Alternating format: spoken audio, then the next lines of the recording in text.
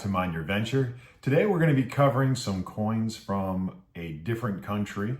The Canadian Mint, they have some really nice coins that they make, and they're always very interesting to me, some of the stuff that they put out.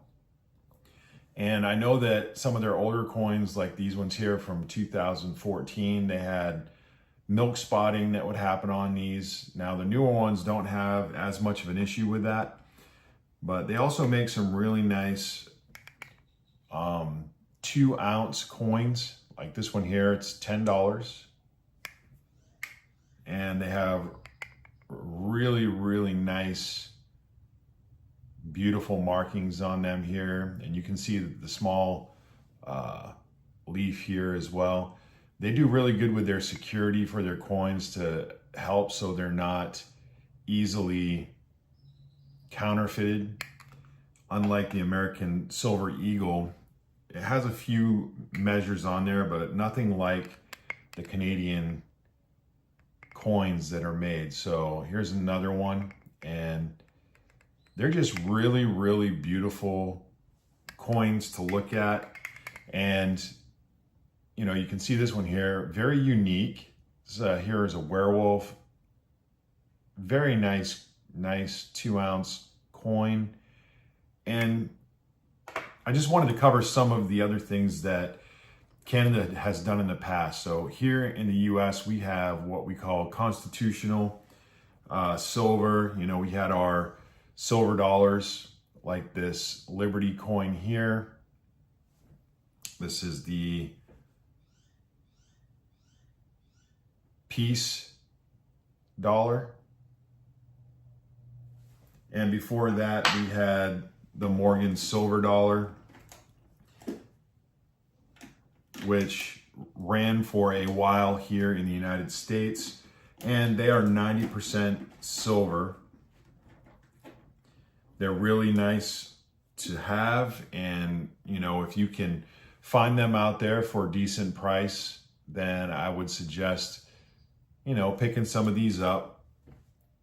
And some of these are collectibles, so they get into the numismatic value.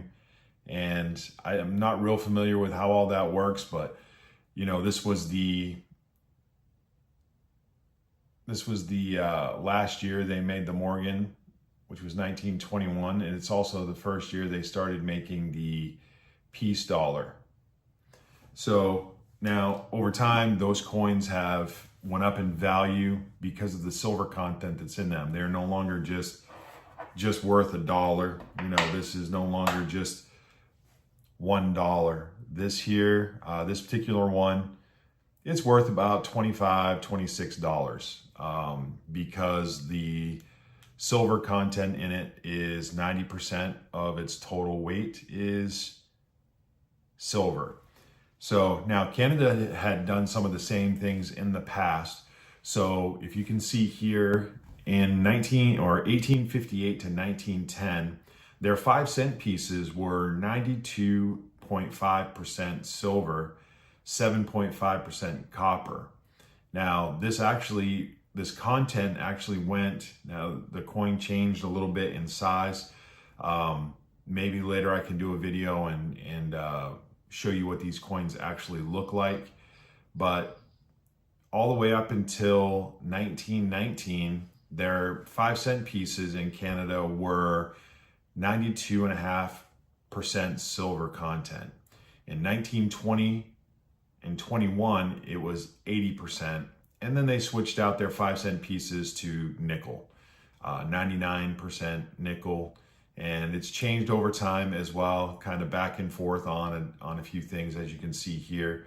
But all in all, I'd love to be able to find some of these, and I may start trying to collect some of this silver from Canada. And I'm not sure what they call it. Here we call our old silver constitutional. I'm not sure what Canadians call it. I know that I do have some viewers out there from Canada. If any of you guys have some of this stuff or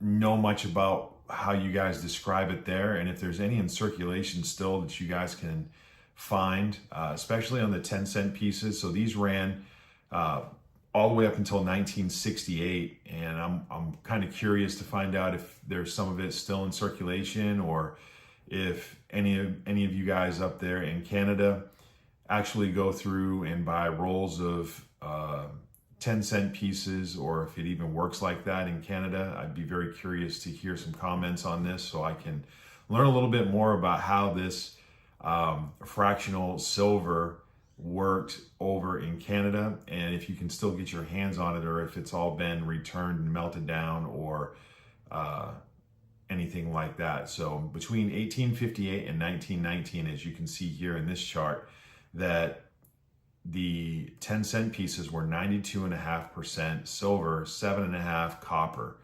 And 1920 to 1967, it was 80% silver, 20% copper. And then it finished up in 1968 with 50% silver, 50% copper, and then switched over to nickel, and then changed again up until recently to steel. So very interested to know if you can still find those, and I'd love to find a way to get some of this silver from those years. So now they did make one here. You can see in 1858 there was a 20-cent piece, and I'm sure if anybody has any of these, now I don't know how many of this particular coin was minted. I would like to do a little bit more research in this, and I may do another video on some of this Canadian money, especially if I can get my hands on some. I'll possibly do another video where I can show you what these look like and maybe get some in my hands. I doubt I'd be able to get this one from 1858. I'm sure it's a pretty rare coin. It's 92.5% silver, 7.5% copper, a 20-cent piece. It shows that it was only done for a year, and I'd be very interested to see what these are actually worth if anybody has them. I'm sure it's very highly collectible, if there's any of them out there that exist. I'm sure there are. I'd like to know how many that were made, and I'll try to find out some more of this information, maybe in another video when I don't take up so much of you guys' time. So I really do appreciate it. And as always, if you guys like this kind of content and you find this information interesting, please like and subscribe. Give me a thumbs up in the comment section there. Maybe leave some comments. I'd love to see your information on this, especially you guys from Canada. If you guys have any of this, I'd love to get some comments on it and kind of know what the value is of some of these things. I do a lot with the constitutional here. I have a bunch of the old constitutional silver, some dimes, quarters, half dollars, silver dollars, and it'd be interesting to hear what you guys do there in Canada. So let's move on to the 25-cent pieces. So 1870 to 1910, actually all the way up to 1919, it was 92% silver, 7.5% copper. The weight changed just a little bit there on those, and looks like the measurements were the same for that time period as well. I'm not sure why the weight is a little bit different there with the same content. That's pretty interesting. I wonder what the change was there. If anybody knows what the difference was on those, that would be pretty interesting to see. So 1920 to 1952, 80% silver, actually all the way up until 1967, and they changed the size of the coin just a little bit. So then it dropped down to 50% silver in 1967 and 68, and then switched out completely out of the silver. I know that 1964 in America, we stopped making the silver content at 90%. Not real familiar with the 40%. I know they made some for a time there as well. But yeah, here's Canada at the 25-cent piece. Silver production ceased in 1968 at 50% silver, 50% copper. All right, now the 50 cent, 1870 to 1919. This was the 92% and 7.5%. And then in 1920, it switched to 80% silver, 20 copper, up to 1967, and then switched out in 1967 to nickel. and then switched up to steel to the current time. So pretty interesting there. And then the $1, 1935 to 1967 was 80% silver. So our 90% was the dollar all the way up until 1964. And so that's pretty interesting. They switched out in 1967. So it looks like in Canada, the switch took place in 1967 for the most part for all of these. And that's pretty much it on the silver for Canada. It'd be interesting, like I said, to hear from some of you guys in Canada about some of this, and if you're able to get your hands on some of these, and let me know what your take is on it and how you do your silver stacking there. I know that Canada currently makes, you know, the maple leaf and some of these other really, really nice, beautiful coins that they mint, and I've seen a bunch of other stuff. This is basically all I have are these three right here. You know, I have a whole lot of the maple leaves. I have some of the newer ones, but you know, the maple leaf here in America is pretty easy to get your hands on, and they're beautiful, beautiful coins.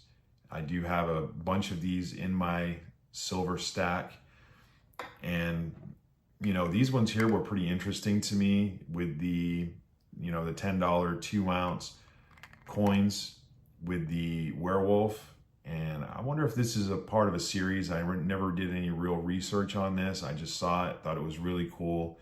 So I went ahead and picked this one up here. But I know I've seen online a lot of coins from Canada, different ones, which is really, really neat. You know, here in the US, it's basically the only one they really put out there is the Silver Eagle. So this is ours from our mint here. I haven't really seen any other real variations of 999 silver. So we do 3 9s fine. Canada does 4 9s fine. So some people care about that. Between the 3 9s and 4 9s, there's not a whole lot of difference for me when I'm looking at coins for putting in my collection or silver to put in my stack. Anyway, thank you for joining me today. And as always, keep on stacking, onward and upward. There once was a man that stacked silver, so he called himself an investor. But the silver he had was not enough, so he stacked it more and more. Soon then the increase comes, shiny, glittery, and in large sums. Now when the stacking's done, he loved it more and more.